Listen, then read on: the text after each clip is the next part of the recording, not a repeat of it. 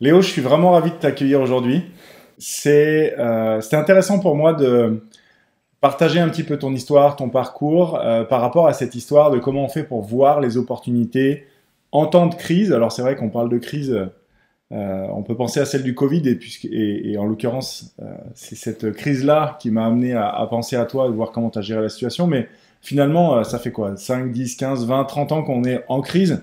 Donc je pense qu'il y a quelque chose d'intéressant à voir autour de ça. Et j'avais vraiment à cœur d'avoir ton avis, ta façon de voir les choses, quel est ton état d'esprit. Et c'est un petit peu ça que j'ai envie d'offrir aux gens qui nous regardent. C'est de savoir quel est l'état d'esprit qui est derrière le fait de voir les opportunités en temps de crise et qui nous amène au succès, même quand ça a l'air compliqué, qui est un mot que beaucoup utilisent. Donc merci beaucoup d'être là. Merci à toi, Cédric. Merci pour ton invitation.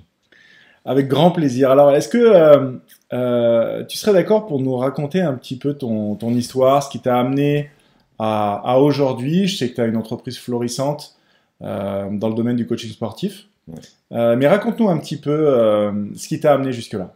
Ouais. C'est vrai que bon, au tout départ, quand j'étais dans le parcours scolaire, que ce soit au lycée, même au début des études supérieures, que j'ai jamais voulu trop continuer, je me sentais pas trop à ma place. Le fait qu'on m'impose certaines choses, j'avais du mal à garder un cadre et c'était pas vraiment ma place justement à cet endroit-là. Et il y avait quelque chose qui m'inspirait beaucoup plus, qui me plaisait plus, c'était le sport. C'est quelque chose qui m'a permis de prendre confiance en moi, de trouver ma place justement, de me sentir en forme, plein d'énergie. Et c'est là où je me sentais vraiment bien, où je me sentais bon. Et c'était cet endroit-là que j'avais envie de développer finalement, pas ce qu'on m'imposait, parce que mes parents étaient fonctionnaires et étaient dans l'éducation nationale, du coup il fallait faire des études. Et j'avais ce côté peut-être un peu rebelle à ce moment-là, où je me suis dit, je veux vivre du sport, donc je suis devenu coach sportif à ce moment-là. Ouais. Et je vois un peu à chaque étape, il y a toujours un peu des galères. Donc au début, je suis diplômé, j'ai envie de vivre du coaching et de pas avoir de patron parce que je veux pas de ce cadre-là et j'ai envie de pouvoir aider les gens à changer leur vie grâce au sport. Donc je développe mon entreprise, c'est pas facile de trouver des clients, trouver les moyens de faire ça. Puis on nous dit souvent que c'est compliqué, que ça marche pas, etc. J'arrive à développer cette activité et puis à un moment, je me rends compte qu'il y a beaucoup de coachs qui ont du talent, qui ont du mal à se faire connaître. Et justement, j'ai voulu aider ces coachs sportifs à développer leur activité dans des clubs de fitness. Alors là, c'est intéressant déjà parce que on sait qu'il y a une grande majorité, c'est quoi? 80% des coachs qui galèrent à vivre de leur métier? Les Ouais, c'est coachs ça, ouais. sportifs, hein, j'entends. Exactement. Ouais. Ouais. Sur une promo de 20 coachs sportifs, allez, à la fin de l'année, il y en a 5 qui ont ce côté, enfin, qui vont vivre un peu du coaching. Dans les 5, il y en a 3 qui font une activité à côté, et puis 2 3 ans après, il n'y en a plus que 3 sur le marché, et un ou deux qui fait ça à temps plein. Hmm. Ouais. Ouais, donc il reste 15% grosse maille, quoi, Ouais, de gens qui vivent vraiment confortablement de leur métier de coach sportif et les autres pas forcément. Ce qui est intéressant, c'est que dans le coaching en développement personnel, les chiffres sont similaires ouais, en j'imagine. l'occurrence. Euh, donc, t'es quand même passé de je commence mon métier de coach sportif, je galère un peu à trouver des clients, à ça marche bien pour moi au point même où je suis en mesure, de Mm, façon légitime, de former d'autres coachs à faire la même chose. mm. Est-ce qu'il y a déjà quelque chose qui t'a permis à toi de faire cette bascule-là, qui serait finalement le point commun des 15% qui arrivent à tirer leur épingle du jeu? Pour ma part, en tout cas, je me souviens que à ce moment-là, je voulais développer mon activité, et pour moi, j'avais pas de plan B en fait. C'était ça, je me voyais surtout pas reprendre des études parce que c'était pas là ma place. Je me voyais pas non plus d'avoir le plan B de retourner chez ma famille, chez mes parents, parce que c'était pas trop là où j'avais envie d'être aussi. Donc c'était je vis de mon activité ou je vis de mon activité quoi. Pour moi, j'avais pas le choix. Donc, je pense que ça m'a vraiment donné une énergie aussi de trouver des solutions pour que ça marche en fait. Plutôt que de me dire bon bah finalement c'est un peu inconfortable, je vais aller chercher le confort ailleurs, à l'extérieur. Et je pense qu'il y a déjà eu ça à ce moment-là. Et puis le fait que ouais, c'est vraiment ce que je veux en fait. J'en ai vraiment un désir et une flamme à l'intérieur. J'ai envie de transmettre ça. C'est quelque chose qui a changé ma vie. J'ai pas envie que les gens passent à côté de ça. Donc je sais que c'est possible en fait. Je sais qu'il y en a qui l'ont fait aussi. Donc je vais écouter ceux qui l'ont fait plutôt que ceux qui ne l'ont pas fait, par exemple. Donc là, tu es toujours à réussir à développer ton activité à toi, hein. Ouais, de coach Ici, sportif, ouais. c'est ça. Donc, il y en a qui l'ont fait, c'est possible. J'ai pas de plan B. On Et appelle puis ça brûler les bateaux. ouais, c'est ça Ouais. exactement. Ouais. Et puis aussi ce truc de ok, je sais pas comment développer une activité. Bah déjà, comment développer une activité? Me poser des questions. Qu'est-ce qui me manque concrètement à moi et pas à l'extérieur, en fait? Parce que qu'est-ce qui est en mon pouvoir? Qu'est-ce que moi je peux changer? À ce moment-là, ben, je vais aussi apprendre à me vendre, apprendre à développer mon entreprise, quelque chose qu'on m'a pas appris à l'école. On m'a appris à savoir coacher, mais pas à apprendre à toutes ces choses-là. Donc j'ai décidé en fait finalement d'apprendre ces choses-là pour me permettre de développer une activité parce que c'est ce qui était à mon pouvoir et ce qui m'a permis de le faire en fait. Donc autrement dit, c'est j'agis sur ce que j'ai entre les mains parce que je sais que je peux pas agir sur les facteurs incontrôlables qui sont à l'extérieur. C'est ça. Qu'est-ce qui est à mon pouvoir? Ce truc-là, je peux pas le changer. Donc c'est pas un problème en fait. Si je peux pas le changer, soit je vis avec, je l'accepte et que c'est ok, ou soit je change d'environnement pour ne plus vivre avec. Mais c'est pas un problème si je peux pas l'influencer. Sinon, je vais toujours être dans ce truc où j'ai le clou dans la patte et ça fait mal. Ok, excellent. Donc déjà là, on a un certain état d'esprit, une certaine façon de voir les choses lorsque je suis face à des difficultés, parce que tous ceux qui nous regardent et qui ont des enfants, ils se rendent bien compte que quand ils essayent d'enseigner à leurs enfants de faire, je sais pas, un gâteau au chocolat, c'est ah ouais mais j'y arrive pas, ouais mais c'est dur, et qu'est-ce qu'on leur transmet? Est-ce qu'on dit ah bah c'est dur alors du coup j'abandonne la première difficulté, ou est-ce qu'on passe forcément à travers un processus d'apprentissage? Donc on est très très fort à l'enseigner à nos enfants, mais parfois on oublie un petit peu pour nous, donc merci pour le rappel. Derrière ça, donc tu arrives à avoir un certain succès avec ton entreprise, Ouais. et tu as une autre idée. C'est ça en fait. C'est à ce moment-là, je commence à former des coachs. J'ai toujours adoré cette partie formation. Peut-être de mes parents qui étaient fonctionnaires dans l'éducation nationale, mais j'ai envie de former des coachs à devenir, enfin des gens à devenir coachs sportifs. Donc, je propose des formations dans des organismes. Et à ce moment-là, je me rends compte qu'il y a énormément de coachs qui ont du talent, qui savent coacher, mais qui savent pas faire savoir leur savoir-faire, quoi. Donc, comment je peux les aider pour que, enfin, ils arrêtent de priver le monde de leur talent. Et c'est pour ça que j'ai créé cette entreprise pour permettre à ces coachs d'apprendre à devenir de réels entrepreneurs, d'apprendre à développer leur activité pour qu'ils vivent vraiment de ce qu'ils veulent, leur passion en fait, du coaching. Alors il y a une particularité dans ton métier, c'est que tu travailles dans les salles de sport. Ouais, Et les coachs que tu encadres travaillent dans des salles de sport aussi. c'est ça. Et on arrive au cœur du sujet de cette vidéo. 2020, Mm. premier confinement Covid, salle de sport fermée. C'est ça. Donc, j'étais en pleine croissance de l'entreprise. On a fait beaucoup d'investissements qui fait que c'était un peu tendu niveau trésor. Donc on était déjà en danger. Et là, du jour au lendemain, et vraiment du jour au lendemain, où on venait de recruter plus de la moitié de nos coachs qu'on avait sur l'effectif à ce moment-là, confinement, tous les clubs fermés. Du coup, on n'avait plus aucun revenu parce que nos clients, c'est les coachs. Donc on se retrouve à zéro, avec le risque de perdre tous les coachs, ce qui fait que si demain ça réouvrait, ben, on paye des loyers dans les clubs de fitness, qui fait que ça aurait plus que des charges et zéro chiffre d'affaires. Et là, c'est une vraie galère, quoi. Aujourd'hui, tu es passé à travers deux confinements, un certain nombre de limites, de limitations réglementaires qui fait que peut-être que les... alors je te pose la question parce que je ne vais pas le supposer, est-ce que l'affluence dans les salles a baissé du fait qu'il faut un pass, que ci, que ça, ou pas forcément? Légèrement, un petit peu, ouais. Un petit peu. Par rapport aux années précédentes, c'est un peu moins fréquenté. Maintenant, il y a quand même du monde. Ok. Donc, tu passes à travers tout ça, et aujourd'hui, comment se porte ton entreprise? Aujourd'hui, enfin, on s'est développé même 6 fois plus, je crois, que depuis ce moment-là. Donc, on s'est beaucoup développé.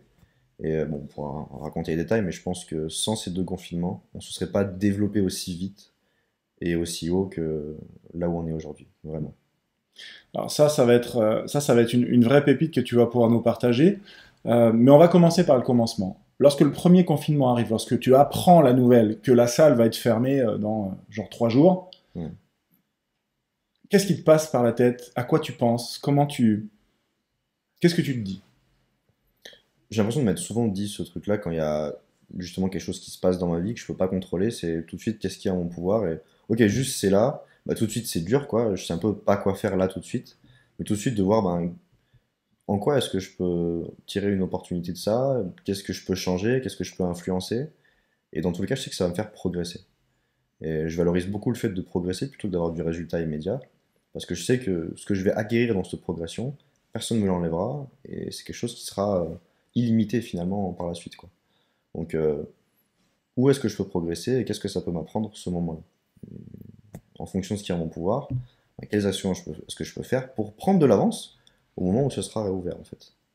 Et le challenge que j'ai vécu à ce moment-là, c'est que forcément, il y avait ce truc un peu d'objet brillant où tous les coachs sportifs allaient faire du coaching en ligne. C'était évident à ce moment-là tous les coachs sportifs, je sais pas si vous vous souvenez, qui étaient à faire des séances sur Zoom ou sur des lives Facebook. Et je me suis dit à ce moment-là, mais j'ai pas envie en fait. J'ai pas envie de faire ça, ça m'inspire pas, même si je sais le faire et que bon, j'ai déjà développé une activité en ligne en plus. Euh, j'ai vraiment envie de développer ce projet parce que c'est ce truc qui m'inspire, qui me tient vraiment à cœur et qui m'anime. Et du coup, ben, je préfère tout donner pour ça. Prendre le risque, encore une fois, de ne pas avoir de plan B finalement. Surtout qu'à l'époque, on ne savait pas quand les clubs allaient réouvrir, s'ils allaient réouvrir, parce que potentiellement, financièrement, les clubs allaient fermer. Et moi, j'utilise les clubs de fitness pour mon business et forcément, c'était compliqué. Et je me suis dit, ben, je veux prendre du temps d'avance pour être encore plus prêt pour la réouverture et pouvoir aller encore plus vite à ce moment-là.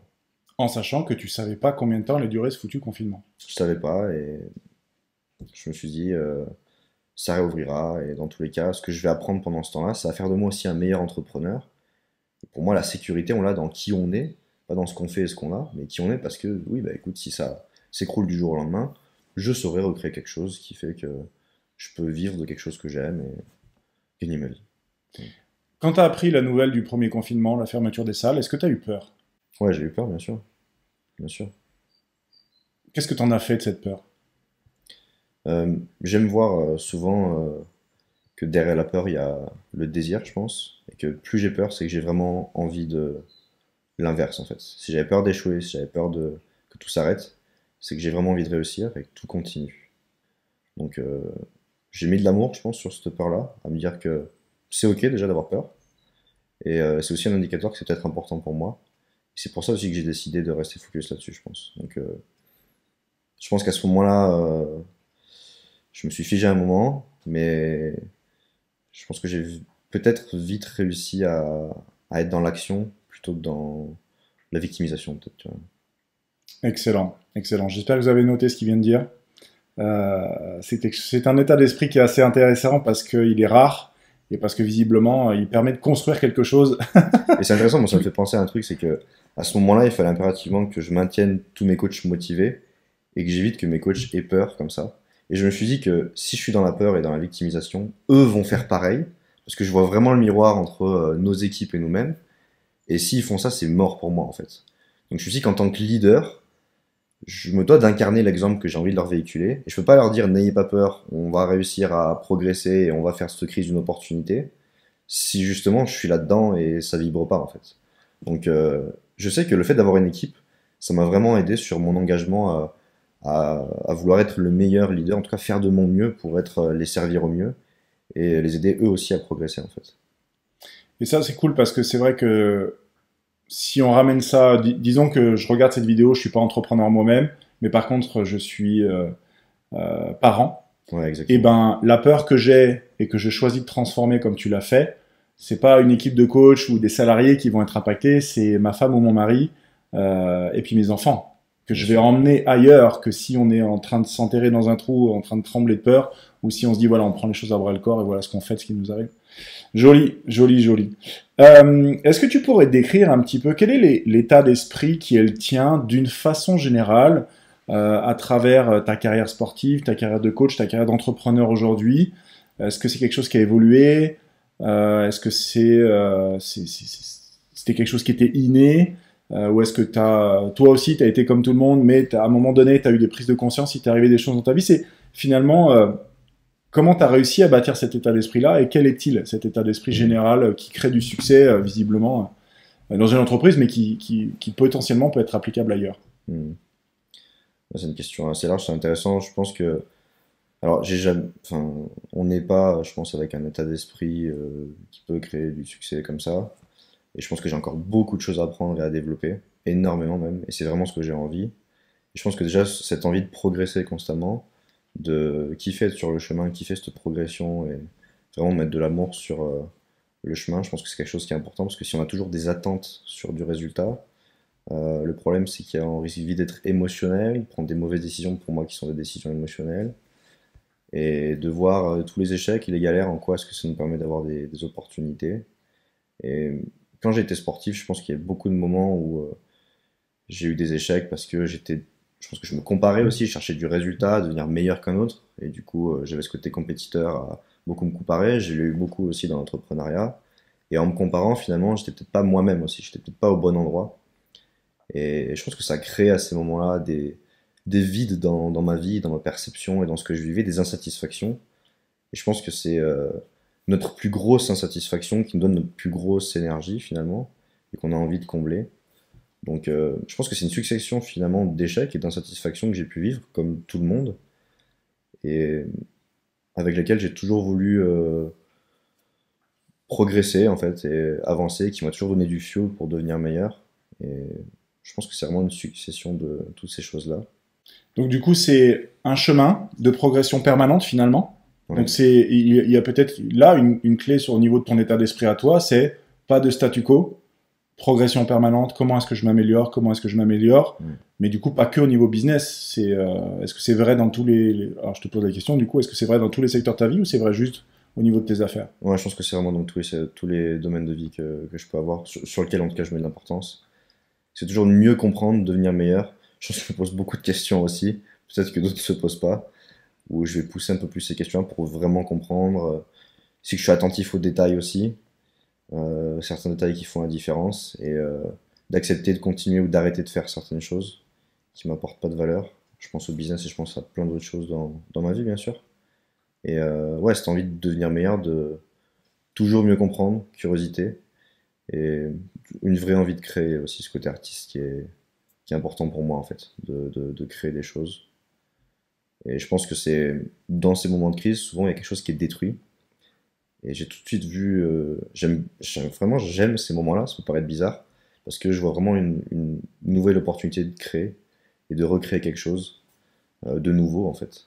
Et quand les cartes sont redistribuées, ça laisse des opportunités à nous de les saisir. Exactement, et c'est quelque chose qu'on n'a pas encore dit, c'est que d'un point de vue étymologique, le mot crise est assez intéressant. En chinois, crise, ça se dit wei-ji, il y a donc deux idéogrammes, wei qui veut dire danger, menace, et ji qui veut dire opportunité. Donc c'est vraiment les Chinois, dans leur langage, il y a les deux idées à l'intérieur du mot crise, donc visiblement, après, c'est ce sur quoi tu choisis de mettre ton regard, hein, finalement. C'est un petit peu ça que tu viens de dire. Ouais, Je choisis de voir à quel endroit. Tu as dit, il y a quelque chose qui s'écroule dans une crise et où est-ce que je peux rebâtir quelque chose à partir de ça, si ouais j'ai c'est bien clair, compris. exactement. Ouais, ouais. Et en fait, en latin et en grec, c'est un peu la même idée, hein. Il y a une question de décision aussi, de choix. Dans le mot crise, crisis en grec, ça veut dire décision. Euh, Quel est le genre de décision que tu prends lorsqu'arrive le deuxième confinement? Tu as déjà vécu le premier, retour dans les salles, on met en route quelque chose, le deuxième confinement est annoncé.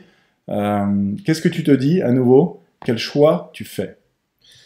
C'est que bizarrement, j'étais peut-être un peu plus relâché au deuxième confinement. Je me dis que c'est quelque chose qu'on a déjà vécu, quelque chose qu'on sait faire finalement. Et je me souviens déjà à ce moment-là, partager à mes équipes le fait que on peut avoir de la gratitude pour cette crise parce qu'en fait, moi, si jeune dans mon âge et dans mon business, bah, je vis déjà ma première crise en fait. Enfin, si on vit ça dès maintenant, on peut tout vivre après quoi. Enfin, clairement, on lance quelque chose. Je lance ça, j'avais 24 ans à l'époque. C'était quand même nouveau pour moi et bah, de vivre ça maintenant, je trouve ça génial parce que ça nous apprend plein de choses. Donc bon, après on pourra tout vivre. Donc j'avais, je pense, cet état d'esprit-là et je me suis dit que c'était cool, ça me permet aussi de lever la tête du guidon pour prendre de l'avance une nouvelle fois, comme on l'a fait au premier confinement. Donc je me suis senti un peu plus relâché et j'ai essayé d'aller observer bah, tout ce que je pouvais encore une fois influencer pour garder encore nos coachs bien en place et repartir de la meilleure façon. Ça, c'est le côté cool. Maintenant, bien évidemment, il y avait encore de la peur, encore de l'incertitude. Et c'était un peu pas le ras-le-bol, mais tu vois, ce truc de. Putain, encore, quoi. Encore, c'est où la fin, quoi. De plus trop voir la fin le bout du tunnel. Et dès que je voyais quelque chose comme ça, j'essayais de me dire, ouais, mais dans la crise, il y a des arbres qui tombent, mais ceux qui restent, ils sont vraiment solides. Et je veux rester là, quoi. Je veux rester là, on peut le faire, on l'a déjà fait une première fois, on peut le refaire. Donc j'avais ce truc mixte forcément équilibré de agréable, désagréable. Et je pense que j'ai mis l'attention sur aller embrasser les deux parties, quoi. Hmm. J'ai mis de l'attention à embrasser les deux parties. Qu'est-ce que tu veux dire par là? Ben, aimer autant la partie agréable que désagréable, en fait. Et de voir en quoi les challenges que je vivais maintenant pouvaient être une opportunité pour moi, en fait. Et en quoi ces challenges-là m'apportaient aussi du soutien sous une autre forme. Par exemple? Je pense que ces challenges-là, à ce moment-là, soutenaient chez moi ma capacité à progresser, ma capacité à devenir meilleur. Et ils venaient arriver pour moi dans ma vie à ce moment-là. Je crois bien au-delà de l'univers. Et si l'univers m'apportait ce challenge, cette galère-là, c'est que j'en avais aussi besoin pour progresser, pour devenir meilleur. Et je vois que ça me soutient finalement dans ma vie, en fait, à ce moment-là. Parce que je pense que je suis pas le même homme aujourd'hui si j'avais pas vécu ces crises-là. Exactement. Et du coup, si les personnes qui regardent cette vidéo se disent, ouais, c'est vraiment impressionnant le parcours, sa façon de voir les choses, et peut-être qu'ils pourraient se demander, mais est-ce que moi aussi je pourrais arriver un jour à avoir cet état d'esprit qui est capable d'embrasser les deux faces de la médaille quand il arrive une tuile? Qu'est-ce que tu pourrais conseiller à quelqu'un qui voudrait rejoindre un état d'esprit comme ça? Je pense que ce serait de voir vraiment toutes les opportunités que je peux avoir à vivre chaque galère que j'ai pu vivre dans ma vie. Et en quoi est-ce que ces galères-là, ces difficultés, ces échecs, ou ce que je perçois comme échec, ou ce que je perçois comme erreur, c'était à mon service en fait. Et c'était pas en travers du chemin, c'était vraiment sur le chemin. Donc première chose, ce qui m'arrive est une opportunité, c'est là pour m'aider. C'est ça que tu dis. Ouais, en quoi est-ce que ce qui s'est passé dans ma vie, c'est à mon service? Et c'est une opportunité pour moi. Ok. Je pense que c'est surtout de percevoir ça, de percevoir qu'il y a finalement autant d'avantages que d'inconvénients dans ces moments-là. Si je peux percevoir ça, et je peux percevoir, vraiment le ressentir dans mon corps à quel point ce moment-là, c'était... enfin, même les galères que j'ai vécues ont été là pour me permettre d'être l'homme que je suis, l'homme ou la femme que je suis aujourd'hui. Euh, Ça met plus de légèreté sur les prochains challenges que je vais vivre en fait. Est-ce qu'il y a dans les coachs que tu encadres euh, certains d'entre eux qui ont paniqué, eu peur vraiment, Mm. qui ont pris en pleine poire cette histoire de confinement? Ouais, bien sûr. Et qu'est-ce que tu leur as dit du coup pour les ramener à essayer de voir les choses comme toi? Comment tu les as amenés à passer de la peur à de voir, au lieu de voir le danger, de voir l'opportunité? Je pense que j'ai connecté aussi à ce qui était vraiment important pour eux, ce qu'ils voulaient vraiment en se lançant dans le coaching, etc. Et que c'était juste reporter un peu euh, leur démarrage finalement. Parce qu'il y en a beaucoup qui avaient démarré une semaine après confiné, quoi. Et pour une grande partie de nos coachs notamment. Et de voir ben, l'opportunité de se former, prendre un temps d'avance, parce qu'il y a beaucoup de coachs qui se sont formés, qui ont pris de l'avance sur nos formations, qui fait qu'au jour de la réouverture, ils étaient hyper prêts. Et au deuxième confinement, par exemple, les coachs, ben, ils trouvent leurs clients dans leur salle de sport. 80% de nos coachs ont trouvé des clients le premier jour de la réouverture. Et je pense que ils n'avaient pas eu ce temps-là pour se former, pour prendre de l'avance, pour avoir un meilleur état d'esprit, et ben à ce moment-là, je suis pas sûr qu'il y aurait eu des résultats comme ceux qu'on a pu vivre. En tout cas, il y aurait eu de l'inertie pour repartir, Ouais. que là, du coup, ils n'ont pas vécu, ils étaient prêts au départ. C'est ça, c'est de les connecter à bah, comment je peux transformer cette galère en opportunité, qu'est-ce que je peux faire concrètement. Donc on leur a apporté des ressources, donc des formations, des outils, pour qu'ils puissent profiter de ce temps-là finalement qu'ils avaient pour avancer, prendre soin de leur activité et aussi de eux-mêmes, de leur énergie, et pour être capable encore plus d'embrasser ces galères, quoi.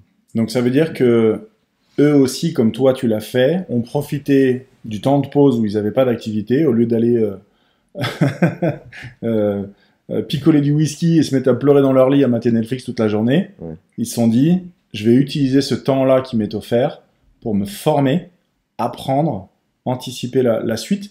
Mais ils étaient drivés par un truc, et ça tu viens de le dire, et tu en as reparlé, t'en as déjà parlé tout à l'heure en ce qui te concernait toi, c'était le pourquoi, la flamme, le truc, voilà, ce qui comptait vraiment, ce qui avait vraiment de la valeur. Comment tu les reconnectes? Parce que là, je suis certain que les gens qui se disent, ok, mais ok, refaire des formations, etc. Mais quand t'es abattu, quand t'as peur, quand t'es déprimé, d'aller faire des formations, t'as pas le jus, voilà. Alors que, en fait, je pense qu'il y a vraiment cette étincelle à allumer au départ qui est le pourquoi. Ouais. Le pourquoi me bouger le cul, me sortir les doigts et aller faire quelque chose. Comment tu les as reconnectés à ça, vu que c'est ce que tu as dit, c'était la première étape? Il y avait ça aussi, qu'ils prennent conscience aussi de l'inaction. Que bah, si enfin, je suis devenu coach sportif, je me suis réorienté pour ça, parce que mon métier d'avant ne me convenait pas. Je viens me réorienter, je veux me lancer, et je suis dans les meilleures conditions. Est-ce que c'est vraiment acceptable pour toi de renoncer à ce que tu veux faire, parce qu'il y a une galère, et de tout arrêter finalement pour retourner dans ton ancienne vie? Bah non, en fait.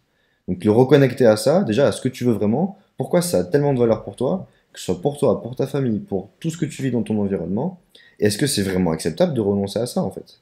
Parce que le confinement, on en a eu un premier, ça va réouvrir, le deuxième aussi. continue de poursuivre ce qui est important pour toi, parce que c'est ça qui va te donner de l'énergie et qui fera que tu pourras être résilient, en fait. La résilience qui, pour ceux qui connaissent pas le mot, est la capacité à traverser les épreuves. Ouais, Tu c'est le ça. définirais comme ça? Tout de suite rebondir rapidement, si on est vraiment Ouais. résilient. À partir du moment où on a ce feu-là, forcément, on voit plus les choses de la même façon. Mm. C'est-à-dire, ce qui était un obstacle, au lieu de dire ah merde, je peux pas parce que, je peux pas parce que, je peux pas parce que, d'un seul coup, ça devient comment est-ce que je pourrais transformer ce temps libre en quelque chose de productif? Comment est-ce que je peux voir une opportunité dedans? Comment est-ce que je peux anticiper la reprise? Comment est-ce que je peux, je sais pas quoi, est-ce que c'est ça ou est-ce que c'est pas ça? Ouais, je pense que c'est ça, c'est de voir qu'il y a du soutien aussi. Parce qu'il y a du challenge, mais apporter une même dose de soutien pour qu'ils puissent voir justement l'équilibre entre les deux parties, challenge-soutien, quoi. Donc c'est ce que je voulais leur apporter. Et plus on est vraiment connecté à ce truc qui nous drive vraiment, mais d'aller chercher profondément aussi, si je suis aligné dans ma mission, dans ce que je veux faire quotidiennement, et de ce pourquoi je me lève le matin, et ben, si c'est suffisamment fort, on sera capable de trouver un comment, en fait. Si le pourquoi est suffisamment fort, on trouve toujours le comment. Et ce pourquoi, et on terminera par ça, comment est-ce que tu fais pour le trouver s'il n'est pas clair pour toi? Si je pense à quelqu'un qui potentiellement se dit putain, mais cette flamme-là, je sais pas où la trouver. D'après toi, comment on va la chercher? Comment on arrive à l'identifier, à le connaître, à le connecter? Ce que je vois chez les personnes chez qui je trouve ça fort, euh, j'ai l'impression qu'il y a un lien entre, je pense, une vraie douleur, un vrai vide qu'on a vécu dans notre vie, une vraie galère, et qui a créé finalement à ce moment-là une compétence. On a créé une capacité un peu peut-être des fois pour survivre ou quelque chose comme ça, et qu'on a voulu mettre au service des autres parce que justement, on veut pas que les autres vivent ce truc-là, tu vois. Comme bah, moi à ce moment-là, le sport avait vraiment changé ma vie parce que je me sentais pas bien dans ma vie. C'est ce qui m'a permis de progresser. Donc je me suis dit, waouh, le sport c'est tellement bien, j'ai envie de le vendre, quoi. Et je veux que les gens puissent vivre de ça. Et plus personnellement, aujourd'hui, je suis très animé par le fait de permettre à des entrepreneurs ou à des gens en général de prendre leur vie en main et de devenir des leaders, en tout cas dans leur activité, pour vivre librement de ce qu'ils aiment. Et je sais que je me sentais emprisonné un peu avant, que ce soit dans mon système familial ou dans ma vie éducative. Et du coup, j'ai voulu avoir cette liberté. Et donc, je veux amener les gens à ça. Et en même temps, je pense que j'ai eu une enfance où j'ai été un peu rabaissé, où j'ai subi de la violence, qui fait que j'ai plus envie d'apporter de l'amour et de la douceur. Et pas de rabaisser, mais de permettre aux gens de s'élever, finalement. Et en voyant ça, je constate justement que ce que j'aime faire et ce que je sais bien faire, l'espèce de croisement entre les deux, bah, est vite lié à, je pense, des moments de notre vie auprès desquels on a vraiment développé, je pense, des compétences. Et je sais que c'est pas facile, vraiment, et que je pense que j'ai encore du chemin pour aller trouver encore plus précisément cette mission de vie, et que c'est quelque chose qui va bouger, et que je vais encore vivre d'autres vies qui fait que je vais me réaligner comme ça. Mais je pense qu'on peut en tout cas aller l'observer, aller mettre de l'amour en tout cas sur cette recherche-là. Et si on a un état d'esprit de cool, je vais aller chercher ma mission de vie, je vais voir comment est-ce que je peux aller plus facilement euh, observer ça et j'ai envie d'y aller, et j'ai envie et j'aime ce processus de progresser, on pourra plus facilement trouver que oh non, moi j'ai aucun talent, ça marche pas. Donc l'intention, je pense, est importante dans ce processus-là. Excellent, ça sera le mot de la fin. Léo, merci infiniment de nous avoir partagé toutes ces perles de sagesse, ton expérience, ton expertise. J'espère que ça sera profitable à tous ceux qui nous regardent et qui aspirent eux aussi à avoir des trajectoires de croissance dans tous les secteurs de leur vie. Prends bien soin de toi, très bonne continuation, on garde le contact. Merci Cédric. Salut.